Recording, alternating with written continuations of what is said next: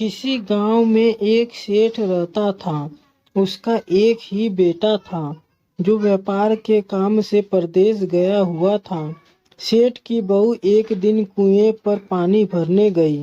घड़ा जब भर गया तो उसे उठाकर कुएं के मुंडेर पर रख दिया और अपना हाथ मुंह धोने लगी।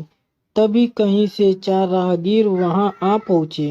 एक राहगीर बोला, बहन मैं बहुत प्यासा हूँ, क्या मुझे पानी पिला दोगी? सेठ की बहू को पानी पिलाने में थोड़ी झिझक महसूस हुई, क्योंकि वह उस समय कम कपड़े पहने हुई थी। उसके पास लोटा या गिलास भी नहीं था जिससे वह पानी पिला देती। इसी कारण वहां उन राहगीरों को पानी पिलाना उसे ठीक नहीं लगा। बहू ने उससे पूछा, आप कौन हैं? राहगीर ने कहा, मैं एक यात्री हूँ। बहू बोली, यात्री तो संसार में केवल 2 ही होते हैं। आप उन दोनों में से कौन हैं? अगर आपने मेरे इस सवाल का सही जवाब दे दिया तो मैं आपको पानी पिला दूंगी, नहीं तो मैं पानी नहीं पिलाऊंगी। बेचारा राहगीर उसकी बात का कोई जवाब नहीं दे पाया। तभी दूसरे राहगीर ने पानी पिलाने की विनती की। बहू ने दूसरे राहगीर से पूछा, अच्छा तो आप बताइए कि आप कौन हैं? दूसरा राहगीर तुरंत बोल उठा, मैं तो एक गरीब आदमी हूँ। सेठ की बहू बोली, भैया गरीब तो केवल 2 ही होते हैं, आप उनमें से कौन हैं? प्रश्न सुनकर दूसरा राहगीर चकरा गया। उसको कोई जवाब नहीं सूझा तो वह चुपचाप हट गया। तीसरा राहगीर बोला, बहन मुझे बहुत प्यास लगी है, ईश्वर के लिए तुम मुझे पानी पिला दो। बहू ने पूछा, अब आप कौन हैं? तीसरा राहगीर बोला, बहन मैं तो एक अनपढ़ गवार हूँ। यह सुनकर बहू बोली, अरे भाई, अनपढ़ गवार तो इस संसार में बस 2 ही होते हैं, आप उनमें से कौन हैं? बेचारा तीसरा राहगीर भी कुछ बोल नहीं पाया। अंत में चौथा राहगीर आगे आया और बोला, बहन मेहरबानी करके मुझे पानी पिला दें। प्यासे को पानी पिलाना तो बड़े पुण्य का काम होता है। सेठ की बहू बड़ी ही चतुर और होशियार थी। उसने चौथे राहगीर से पूछा, आप कौन हैं? वह राहगीर अपनी खीज छिपाते हुए बोला, मैं तो बहन बड़ा ही मूर्ख हूँ। बहू ने कहा, मूर्ख तो संसार में केवल 2 ही होते हैं, आप उनमें से कौन हैं? वह बेचारा भी उसके प्रश्न का उत्तर नहीं दे सका। चारों पानी पिए बगैर ही वहां से जाने लगे। तो बहू बोली, यहाँ से थोड़ी ही दूर पर मेरा घर है, आप लोग कृपया वहीं चलिए, मैं आप लोगों को पानी पिला दूंगी। चारों राहगीर उसके घर की तरफ चल पड़े। बहू ने इसी बीच पानी का घड़ा उठाया और छोटे रास्ते से अपने घर पहुंच गई। उसने घड़ा रख दिया और अपने कपड़े ठीक तरह से पहन लिए। इतने में वे चारों राहगीर उसके घर पहुंच गए। बहू ने उन सभी को गुड़ दिया और पानी पिलाया। पानी पीने के बाद वे राहगीर अपनी राह पर चल पड़े। सेठ उस समय घर में एक तरफ बैठा यह सब देख रहा था। उसे बड़ा दुख हुआ। वह सोचने लगा, इसका पति तो व्यापार करने के लिए परदेश गया है और यह उसकी गैर हाजिरी में पराये मर्दों को घर बुलाती है, उनके साथ हंसती बोलती है। इसे तो मेरा भी लिहाज नहीं है।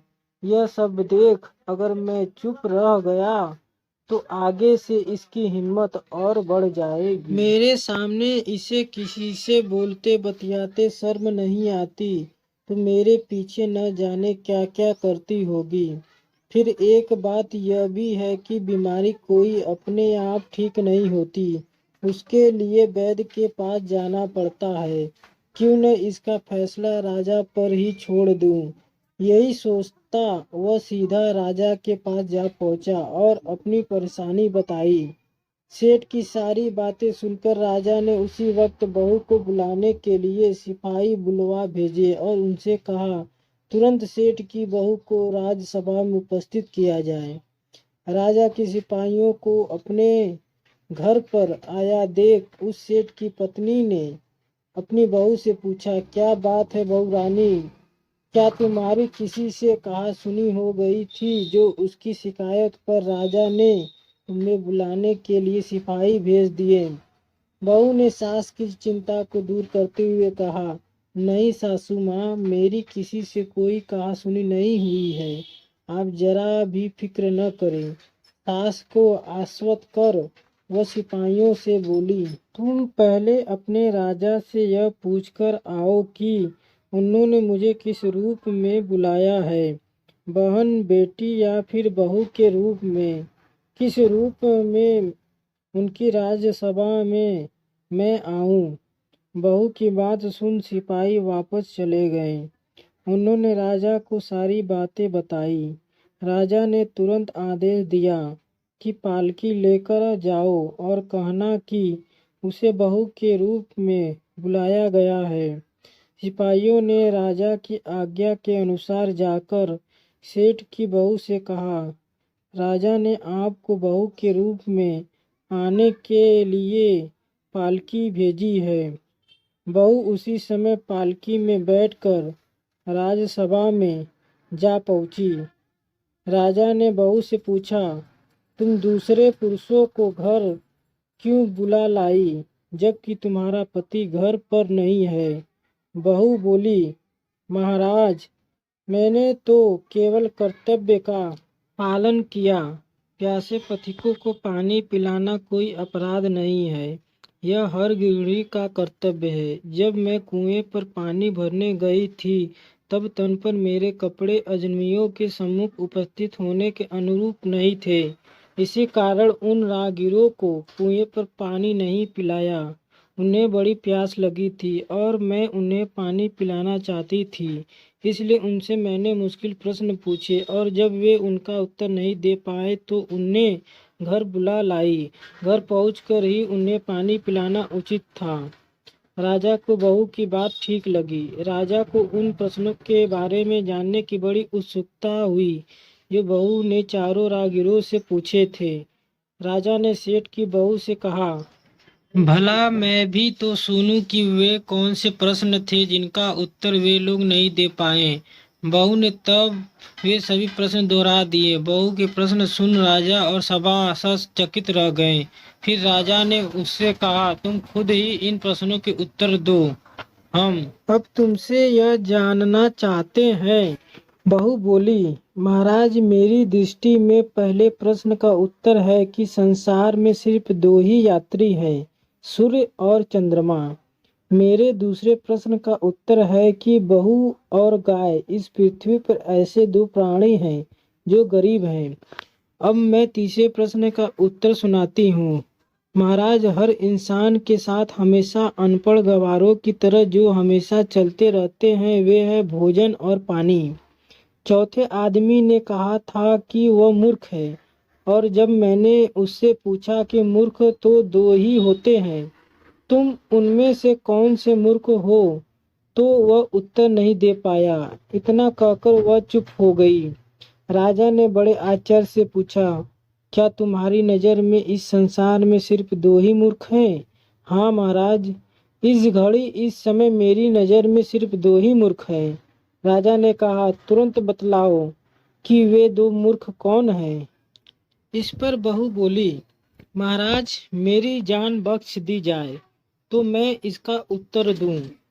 राजा को बड़ी उत्सुकता थी यह जानने की वे दो मूर्ख कौन हैं, सो उसने तुरंत बहू से कह दिया, तुम निसंकोच होकर कहो, हम वचन देते हैं तुम्हें कोई सजा नहीं दी जाएगी।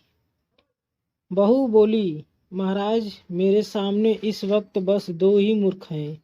फिर अपने ससुर की ओर हाथ जोड़कर कहने लगी, पहले मूर्ख तो मेरे ससुर जी हैं जो पूरी बात जाने बिना ही अपनी बहू की शिकायत राज्य दरबार में की।